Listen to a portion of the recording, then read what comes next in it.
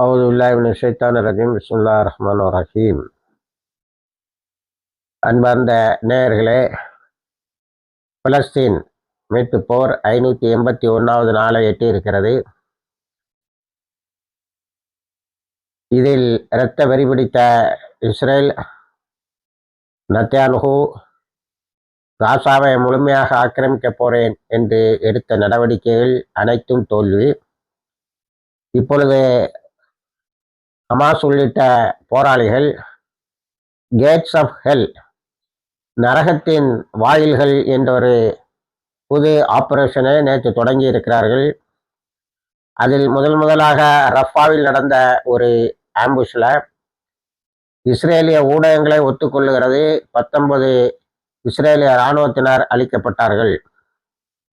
அதே gates of hell ஆபரேஷன்ல Golani and engineering brigades, Golani படைப்பிரிவை சார்ந்த இன்ஜினியரிங் பிரிகேட்ஸ் நேற்று தாக்கியிருக்கிறார்கள்.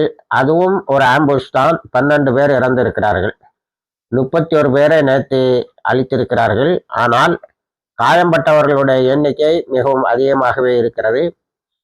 மொத்தமாக 131 பேர் காயம்பட்டதாக சொல்லுகிறார்கள். இதில் இந்த அங்கே இருக்கின்ற உமர் பின் அப்துல் அசீஸ் மஸ்ஜித் பக்கத்தில் நேற்று ஒரு நேருக்கு நேர் சண்டை நடந்ததில் அதிலும் பல இஸ்ரேலிய இராணுவத்தினர் அளிக்கப்பட்டு இருக்கிறார்கள்.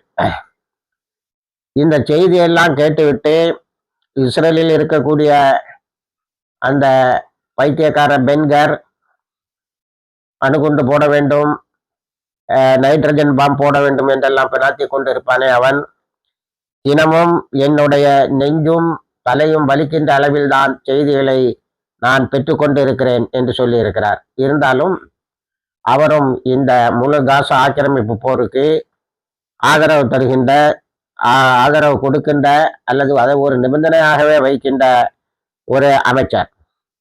இப்போ நேற்று நடந்ததில் எவாக்குவேஷன் சொல்லக்கூடிய காயம்பட்டவர்களை இறந்தவர்களை எடுத்துச் செல்வது மிகப்பெரிய வேலையாக இருந்திருக்கிறது. அதை அஸ்கலானில் இருக்க மருத்துவமனையிலையும் அடுத்து டெல்லவீவில் இருக்கின்ற டெல்லவீவ் ஜெருசலம் எங்கே இருக்கின்ற மருத்துவமனைகளுக்கும் கொண்டு சென்றிருக்கிறார்கள் பிணங்களையும் காயம்பட்டவர்களையும். அதில் அவர்கள் சொல்லுவது என்னவென்று சொன்னால், எங்களால் எல்லாரையும் மீட்க முடியவில்லை.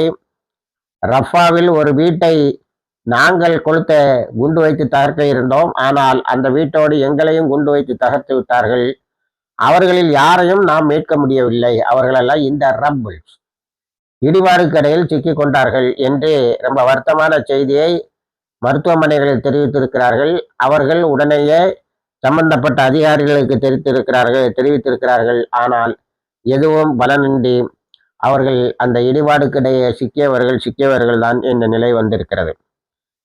ஒரு வாரத்தில் 886 இஸ்ரேலிய இராணுவத்தினர் அழிக்கப்பட்டும் காயம்பட்டும் இருக்கிறார்கள் என்பதை இஸ்ரேலிய ஊடகங்கள் சொல்லுகின்றன. இஸ்ரேலிய ஊடகங்கள் எல்லாம் இப்பொழுது நெத்தன்யாஹுவினுடைய திட்டம் எடுபடாது. காரணம், இந்த போராளிகள் இப்பொழுது இதுவரைக்கும் வரலாறு காணாத வேகத்தில் தாக்குதலை நடத்தி கொண்டிருக்கிறார்கள் என்று. இஸ்ரேலும் குண்டு போடுகிறது. மொத்தமாக ஷஹீதானவர்கள் எண்ணிக்கை 52,727 என்று ஆகிவிட்டது. காயம்பட்டவர்கள் 1,19,349. நேற்று இஸ்ரேல் குறியாக வைத்து தாக்கியது நபுலஸ், ரஃபா, டெல் அல் ஹவ்வா ஆகிய இடங்களில் இந்த தன்னுடைய தாக்குதலை நடத்தி இருக்கிறது. அப்பாவிகளை கொலை செய்து இருக்கிறது. அமெரிக்காவில் ஒரு பெரிய கொந்தளிப்பு ஏற்பட்டு இருக்கிறது. நம்மளுடைய டாக்ஸ் பணியில காசாவில் இருக்கின்ற மக்களை பட்டினி போடுகிறோம், அதுக்கு எங்களுடைய பணியை, எங்களுடைய வரிப்பணம் பயன்படுத்தப்பட வேண்டுமா என்ற ஒரு கொந்தளிப்பு ஏற்பட்டு இருக்கிறது. அடுத்தது நாம் ஹூத்திஸுக்கு வந்தால் அவர்கள் தாக்கிவிட்டார்கள் 30 ஜெட்டுகளை கொண்டு, உடனேயே 31 ஜெட்டுகளை கொண்டு தாக்க வேண்டும் என்ற அளவில் நாங்கள் இயங்கவில்லை. நாங்கள் குவாலிட்டேட்டிவ் தரமான தாக்குதல்களை நடத்தி இருக்கிறோம். நேற்று 8 தாக்குதல்கள் பென்குரியன் ஏர்போர்ட், அதை லோடு ஏர்போர்ட் என்றும் சொல்லுகிறார்கள். அடுத்தது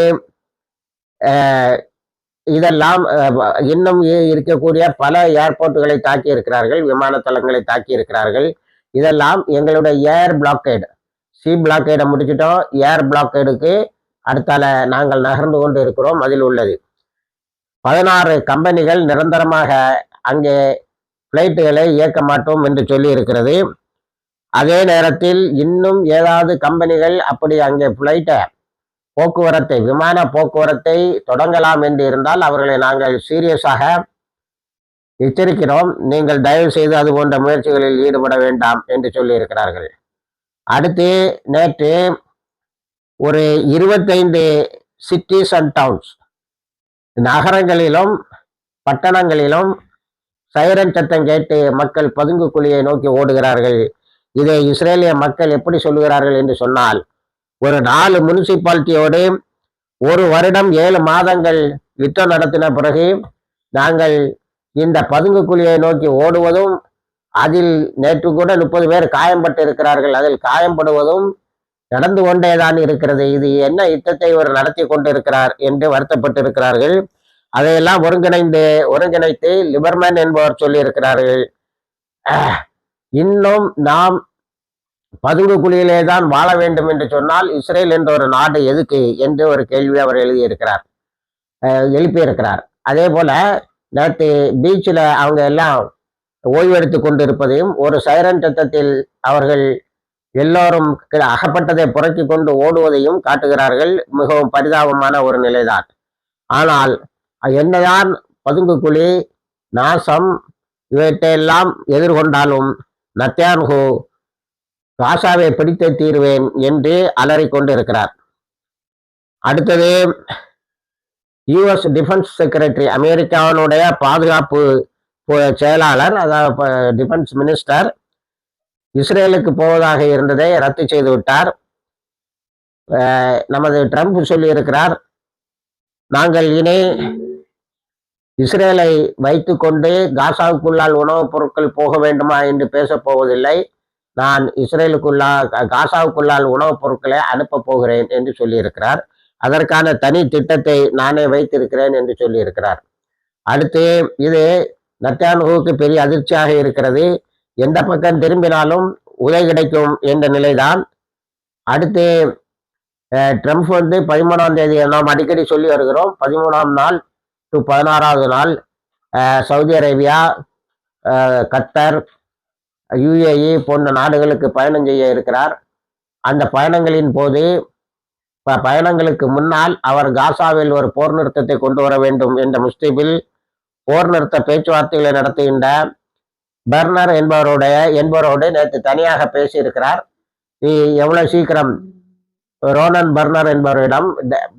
ரோனன் டீமர் என்பவரிடம் நீ எவ்வளவு சீக்கிரம் ஒரு முடிவுக்கு வாராயோ அவ்வளவுக்கு நல்லது என்று சொல்லியிருக்கிறார். ஆக 13ஆம் தேதிக்குள்ளால் ஒரு போர் நிறுத்தத்தை கொண்டு வர வேண்டும், அதற்குள்ளால் உணவுப் பொருட்களை அனுப்ப வேண்டும் என்பது ட்ரம்புடைய லட்சியங்களாக இருக்கிறது. ஆனால் 16ஆம் தேதி அவர் திரும்பின பிறகு அவர் என்ன செய்வார் என்று தெரியவில்லை. அடுத்தது லெபனானில் இஸ்ரேல் தாக்கி இருக்கிறது. 4 மர்காவா டேங்கை அங்கே இருக்கின்ற லெபனான் படையினர் அளித்திருக்கிறார்கள். சிரியாவிலே இங்கே ரொட்டி துண்டுக்கு காசாவில் மக்கள் வாடிக்கொண்டிருக்கின்ற நேரத்தில் ஜூலானி என்பவர் இஸ்ரேலுடைய நாட்டோடு ஒரு நல்ல நட்பை ஏற்படுத்தி கொள்ள வேண்டும், சுகமான உறவை ஏற்படுத்தி கொள்ள வேண்டும் என்று முயற்சி செய்து கொண்டிருக்கிறார். அதை உலக ஊடகங்கள் மிகவும் கேவலமாக விமர்சித்திருக்கின்றன. ஆனால் நத்தன்யாஹூ தொடர்ந்து சிரியாவை தாக்குவதை நடத்தி கொண்டேதான் இருக்கிறார். ஆக ஒரு எதிரியை புரிந்து கொள்வதில் இவ்வளவு பெரிய தடுமாற்றம் இருக்கிறது, கேட்டால் தௌஹீத் என்பார்கள். ஆக இந்த போர் இப்பொழுது ஹமாஸ் நடத்துகின்ற வீரியமிக்க தாக்குதல்களால் விரைவில் முடிவுக்கு வரலாம் அல்லது இஸ்ரேல் அழியலாம். ஹூத்திஸுடைய முறையான திட்டமிட்ட நாளுக்கு நகர்வு என்பது நல்ல மாற்றங்களை கொண்டு வந்து கொண்டிருக்கிறது. இஸ்ரேல் அழிந்து கொண்டு இருக்கிறது. இணைந்திருங்கள், எல்லா தகவலையும் தருகிறோம். வாஹிர் தவானா அல்ஹம்துலில்லாஹி ரப்பில் ஆலமீன்.